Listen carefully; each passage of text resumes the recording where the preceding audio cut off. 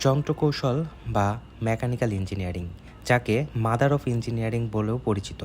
এখানে mother of engineering কথাটা আসছে কোথা থেকে? যে আমরা আমাদের চারপাশে যে গাড়ি ঘোড়া চলতে দেখি, যে এসির বাতাসে আমরা বসে আছি, আমাদের প্রত্যেকের বাড়িতে যে রেফ্রিজারেটর আছে, আমাদের দোকানের যেসব রেফ্রিজারেটর আছে, আমাদের বাজারে মাছ শাকসবজি সব এই সকল জিনিসপত্র যে হিমাগারে সংরক্ষণ করা হয়, আমাদের চারপাশে যত প্রকারের অটোমোবাইল মিন্স যত ধরনের গাড়ি, রিক্সা, auto, van, each and everything এর ভিতরে যে ইঞ্জিনিয়ারিংটা লুকিয়ে আছে সেটাই হলো যন্ত্রকৌশল বা মেকানিক্যাল ইঞ্জিনিয়ারিং। এই মেকানিক্যাল ইঞ্জিনিয়ারিং এর পরিসরটা অনেক বৃহৎ। যদি আমরা পুরাতন বাদ দিয়ে নতুন আধুনিক যন্ত্রকৌশলের দিকে দেখি, তাহলে সেই ক্ষেত্রে মেকাট্রনিক্স বা রোবোটিক্স বা বলছি কথাটা একটু ভিন্ন হয়ে গেল। Mechatronics means the mechanical and ইলেকট্রনিক্সের যে একত্রে যে সাবজেক্টটা তৈরি হয় মেকাট্রনিক্স। এছাড়াও রোবোটিক্স, ইভেন বর্তমানে এআই দিয়ে আমাদের ইন্ডাস্ট্রিয়াল রিভলিউশন 4.0 অ্যাচিভ করার জন্য যে জগৎটা ক্রিয়েট হচ্ছে, সব কিছুতে যন্ত্রকৌশল ওতপ্রোতভাবে জড়িত।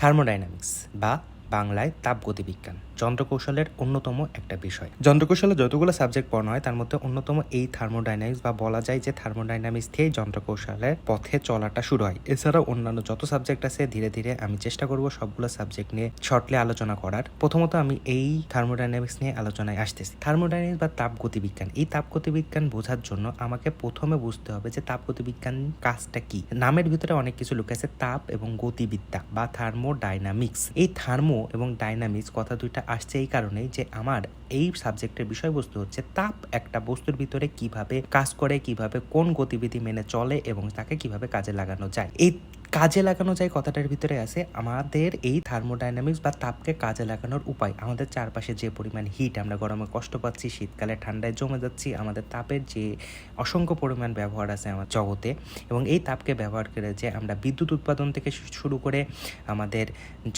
যান্ত্রিক যত ব্যবহার আছে, গাড়ি চালানো, রিক্সা চালানো, ইচ অ্যান্ড এভরিথিং, আমাদের যত প্রকারের কাজে আমরা এই তাপকে ব্যবহার করতে পারি, এই সকল বিষয় নিয়েই আমার এই থার্মোডাইনামিক্সে আলোচনার বিষয়। থার্মোডাইনামিক্স বা তাপগতিবিদ্যা, এইটা আলোচনার শুরুতেই যে জিনিসটা আছে সেটা হচ্ছে থার্মোডাইনামিক্সের কিছু ল।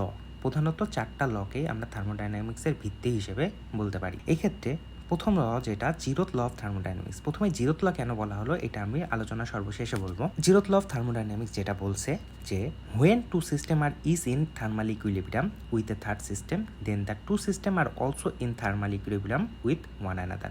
That means যে কোনো দুইটা বস্তু যদি অপর তৃতীয় আরেকটা বস্তুর সাথে তাপীয় সাম্যাবস্থায় থাকে, তাহলে উক্ত বস্তু দুইটা পরস্পর নিজেও তাপীয় সাম্যাবস্থায় আছে। এখানে আসি, তাপীয় সাম্যাবস্থা মানে কি? তাপীয় সাম্যাবস্থা মানে হচ্ছে দুইজনের তাপীয় অবস্থাটা একই, অর্থাৎ দুইজনের ভিতরে সম পরিমাণ তাপমাত্রা বিরাজ করছে। এখানে একটা কথা বলি, তাপমাত্রা নট তাপ। তাপ এবং তাপমাত্রার পার্থক্য যদি বলি, সেই ক্ষেত্রে আমার যে জিনিসটা আসে যে একটা ছোট হাঁড়িতে আমি পানি গরম করতে শুরু করলাম, আর একটা বিশাল বড় 5 লিটারের হাঁড়িতে একটা পানি গরম করতে শুরু করলাম। আমি সেম হিটে যদি গ্যাসে গরম করতে শুরু করি, দেখব যে একটা ছোট পাত্রের পানিটা তাড়াতাড়ি ফুটতে শুরু করছে, বড় পাত্রের পানিটা একটু দেরি করে ফুটতে শুরু করছে। তো এই যে ছোট পাত্রের পানিটা তাড়াতাড়ি ফুটে গেল, কিন্তু দুইজনের ক্ষেত্রে আমি তাপের সরবরাহটা একই পরিমাণ দিয়েছি। কিন্তু ছোট পাত্রটা কেন তাড়াতাড়ি ফুটে গেল? কারণ আমি জানি পানির তাপমাত্রা 100 ডিগ্রি সেলসিয়াস তাপমাত্রায় পৌঁছালে সে ফুটতে শুরু করবে। এখন কথা হচ্ছে বড় পাত্রের যে পানিটা আছে সেই পাত্রটা 100 ডিগ্রি পৌঁছাইতে বেশি সময় লাগতেছে, কারণ ওইখানে পানির পরিমাণ বেশি। প্রতিটা অণু তাপ পেয়ে তাপ বৃদ্ধি করতে যে সময় লাগতেছে, ছোট পাত্রের পানিটা তাপমাত্রা 100-এ পৌঁছাইতে তার চেয়ে কম সময়ে পৌঁছাইতে পারতেছে। এইখানে দুইটা পাত্রে তাপের পরিমাণ কিন্তু সেম না, কিন্তু দুইজনের তাপমাত্রা সেম। তাপমাত্রা সেম হয়ে, অর্থাৎ যে মুহূর্তে দুইজনে ফুটতে শুরু করবে, অর্থাৎ দুইজনের তাপমাত্রা 100 ডিগ্রি সেলসিয়াসে পৌঁছেছে, তখন আমরা দুইজনকে বলতে পারি তারা তাপীয় সাম্যাবস্থায় আছে, তাদের তাপমাত্রা সেম, তাদের তাপ সমান, এই কথাটা বলতে পারি না। এখন এই যে তাপের সাম্যাবস্থা যেটা বললাম জিরোথ লতে, এটার একটা পারফেক্ট উদাহরণ হচ্ছে আমরা যখন তাপমাত্রা মেজার করি, আমরা থার্মোমিটার ব্যবহার করি। থার্মোমিটার দিয়ে আমরা কি নির্ণয় করি? যখন আমরা বডিতে দিই, এখানে পারদের একটা লেংথ মেজার করি। এই পারদের লেংথটা ক্যালিব্রেশন এমনভাবে করা থাকে যে ওর নির্দিষ্ট তাপমাত্রা 98 ডিগ্রি বা 100 ডিগ্রি সম পরিমাণ লেংথ আগে থেকে ক্যালিব্রেট করে ওর ভিতরে দেওয়া থাকে। এখানে ক্যালিব্রেট কি? ক্যালিব্রেট জিনিসটা হচ্ছে এমন একটা জিনিস যে কোনো একটা বস্তুকে আমি আগে থেকে একটা কিছু নির্ণয়ের জন্য ঠিক করে রাখা। এই ক্যালিব্রেট জিনিসটা অনেকভাবে হইতে, আমরা ভার্নিয়ার ক্যালিপার্সে ক্যালিব্রেট করি, আমরা যে কোনো যন্ত্রাংশ, যে কোনো পরিমাপক যন্ত্রে ক্যালিব্রেট কথাটা একটা ইম্পর্টেন্ট জিনিস। তো ক্যালিব্রেট নিয়ে আমি একটা আলোচনা করব পরবর্তীতে। প্রথমে আসি এই যে তাপীয় সাম্যাবস্থা, অর্থাৎ আমরা যে থার্মোমিটার দিয়ে মেজার করতেছি, এখানে যে পারদটা যে তাপমাত্রাটা শো করতেছে, এখানে আমাকে দেখালো যে আমার বডিতে পারদটা 98 ডিগ্রি সেলসিয়াস দেখাচ্ছে। এখানে পারদটা একটা মাধ্যম, অর্থাৎ আমার বডি ওই পারদের সাথে এখন যখন আমরা মেজার করতেছি, যখন ওই পারদের তাপমাত্রা আমাদের বডি টেম্পারেচারের সাথে সাম্যাবস্থায় এসে গেছে, তখন সে ওই লেংথটা শো করতেছে। এই থার্মোমিটার যে তৈরি করছিল, সেও ওই তৈরি করার সময় এই লেংথটা ক্যালিব্রেট করার সময় অন্য আরেকটা বস্তুর সাথে একে ক্যালিব্রেট করে নিছিল। অর্থাৎ আমার বডি এখন ওই থার্মোমিটারে 98 ডিগ্রি লেংথের সাথে যেভাবে তাপমাত্রা সাম্যাবস্থায় আছে, ওইটা যখন তৈরি করা হয়েছিল তখনও 98 ডিগ্রিতে অন্য একটা তৃতীয় বস্তুর সাথেও সাম্যাবস্থায় ছিল, যার কারণে আমি সহজে ওই তৃতীয় বস্তুটা এখন আমার সামনে থাকুক বা না থাকুক, আমি ডিরেক্টলি বলে দিতে পারতেছি আমার বডির টেম্পারেচার এখন 98 ডিগ্রি।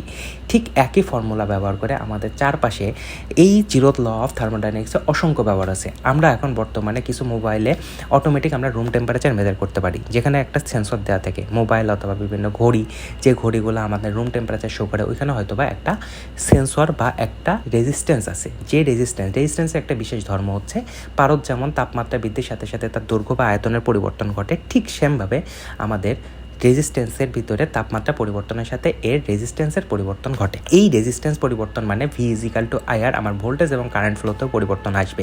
আগে থেকে যদি আমি রেটের রেজিস্ট্যান্স কত তাপমাত্রায় কী ধরনের ভোল্টেজ শো করতেছে, এইটাকে আমি যদি একটা সার্কিটে প্রোগ্রাম করে ক্যালিব্রেট করে দিতে পারি, সেই ক্ষেত্রে আমি ওই রেজিস্ট্যান্স ওই রুমের টেম্পারেচারের সাথে ক্যালিব্রেট হয়ে ওইখানকার তাপমাত্রা শো করতে সক্ষম হবে। সো এই যে জিরোথ লয়ের ব্যবহার, এটাই হচ্ছে আমার থার্মোডাইনামিক্সের জিরোথ ল। যে কোনো বস্তু দুইটা যদি তৃতীয় আরেকটা বস্তুর সাথে সাম্যাবস্থায় থাকে, তাহলে তারা পরস্পর নিজেদের ভিতরে সাম্যাবস্থায় আছে। এর ব্যবহার হচ্ছে আমাদের যে কোনো প্রকারের তাপ নির্ণায়ক যন্ত্র হতে পারে, এবং যে কোনো জায়গায় আমরা তাপ নির্ণয়ের ক্ষেত্রে এই জিরোথ ল অফ থার্মোডাইনামিক্স ব্যবহার করতে পারি। এরপর আসে ফার্স্ট ল অফ থার্মোডাইনামিক্স। সোজা এবং সহজ কথায় ইংরেজিতে যদি বলি, the heat and mechanical works আর মিউচুয়ালি কনভার্সিবল। সহজ কথায় আমরা তাপকে কাজে পরিণত করতে পারি, কাজকে তাপে পরিণত করতে পারি। The energy can neither B created not destroyed through it's can be transform from one to another form. That means আমি তাপকে কখনো বা যে কোনো প্রকার শক্তিকে কখনো সৃষ্টি করতে পারি না, এটাকে এক ফর্ম থেকে আরেক ফর্মে কনভার্ট করতে পারি।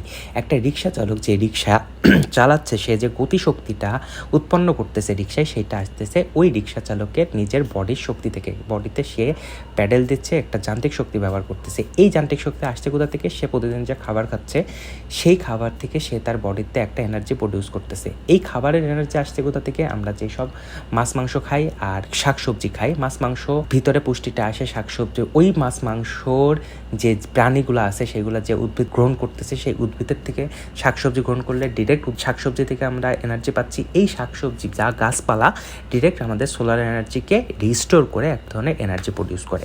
এছাড়াও আমাদের যাবতীয় যত কিছু, আমরা যখন ইলেকট্রিসিটিতে লাইট জ্বলতে দেখছি, ওখানে ইলেকট্রিক এনার্জি আলোক শক্তিতে রূপান্তরিত হচ্ছে। ফ্যান চলতেছে, ইলেকট্রিক শক্তি যান্ত্রিক শক্তিতে রূপান্তরিত। ওভারঅল আমরা যত ইলেকট্রিক শক্তি পাচ্ছি, এখানেও যান্ত্রিক শক্তি মূলত যে ইলেকট্রিক শক্তির মূল উৎসই হচ্ছে যে কোনো যান্ত্রিক শক্তিকে একটা মোটরের মধ্যে দিয়ে ঘোরাইতে হবে। সেই যান্ত্রিক শক্তি থেকে আমাদের ইলেকট্রিক শক্তি উৎপন্ন হচ্ছে। এই যে মোটরের ভিতর দিয়ে ঘুরাইতে হবে, এটা নিয়ে বিস্তর আলোচনা করা সম্ভব, এগুলো অন্য কোনো ভিডিওতে হয়তো আলোচনা করবো সহজে। এখন আমরা কথা হচ্ছে ফার্স্ট ল অফ থার্মোডাইনামিক্স যেটা, এটা আলোচনা শেষ হলো।